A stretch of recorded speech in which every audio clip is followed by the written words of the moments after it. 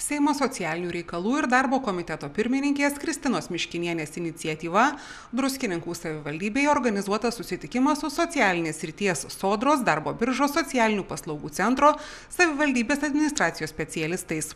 Susitikimo tikslas pristatyti naujus socialinės apsaugos ir darbo srities įstatymų projektus, juos aptarti.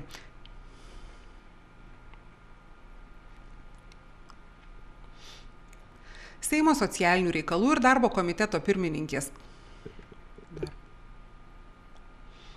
Seimo socialinių reikalų ir darbo komiteto pirmininkės Kristinos Miškinienės iniciatyva Druskininkų savivaldybėje organizuotas susitikimas su socialinės srities Sodros, darbo biržos socialinių paslaugų centro, savivaldybės administracijos specialistais. Susitikimo tikslas – pristatyti naujus socialinės apsaugos ir darbo srities įstatymų projektus ir juos aptarti. Kaip sakė Kristina Miškinienė, įstatymų pakeitimų yra įvairių.